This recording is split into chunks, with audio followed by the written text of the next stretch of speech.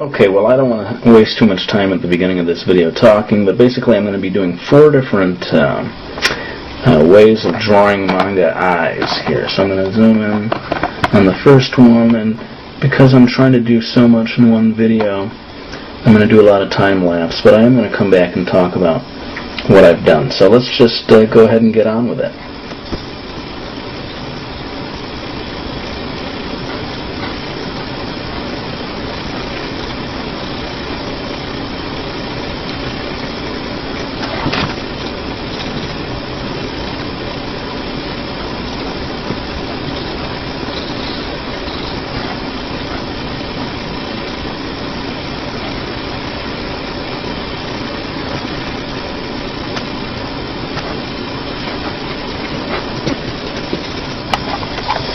Okay, so just a quick word or two about what makes these eyes different, maybe, from some others you might see. The first thing I notice is that the highlight, this white spot, is at the bottom of the eye rather than anywhere near the top.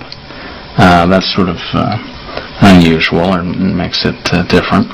The other thing is that notice how the pupil area here just sort of blends into a black area at the top of the eye. You don't really see the whole pupil in this version. Another thing is that the fold of the eyelid is quite distant from the upper eyelash area, and it's sort of moved toward the center. This artist likes to put it near the center. And I should say that I was looking at the work of Manga, I believe this artist is called, in drawing these eyes. Alright, well, let's move on to the next set here and see what we can learn from that.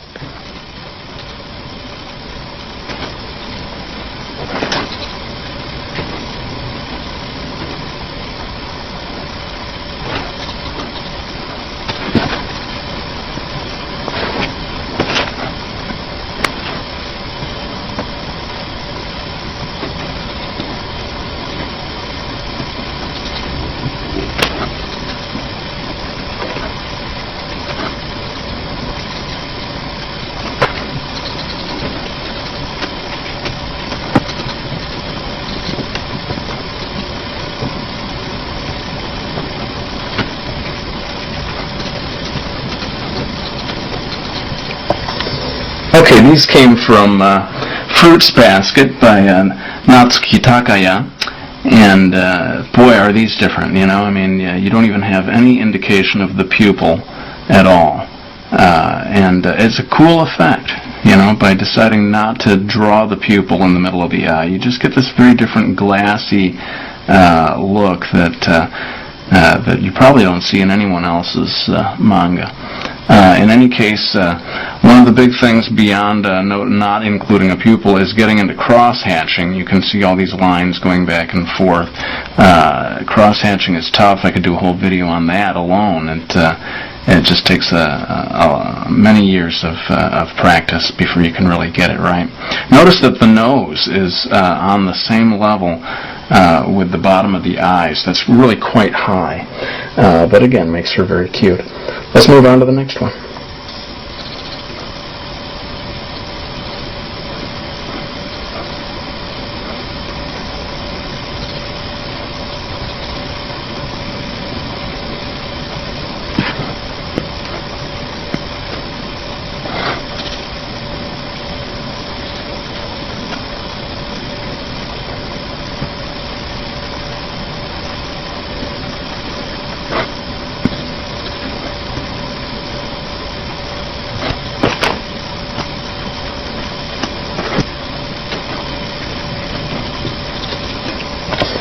Okay, these are from Keroro Gunso by Mine Yoshizaki, and very interesting approach here. Notice how vertical these eyes are, these ovals, very narrow from one side to the other. Also, the pupils have this little line that goes around the outside of them. The pupils are very small to begin with, but then there's this little line that goes around. And then notice that the eyelashes mainly come off the lower edge of the eye. That's fairly unusual. Most people want to put them up here somewhere. But yeah, it's just amazing the variety of different manga eyes there are once you start studying them. Alright, let's move on to the next one.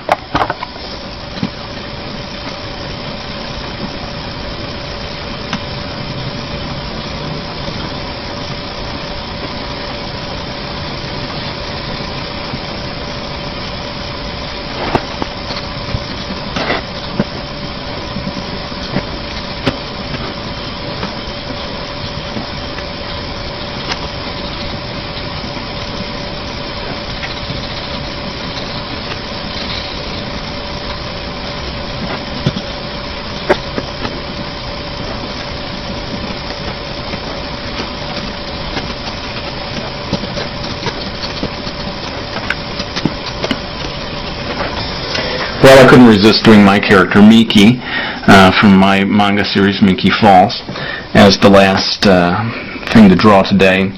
And as you can see, very time-consuming. What was I thinking? You know, thousands of times now I've had to draw these eyes, but it's all for that final effect, and so it's worth it.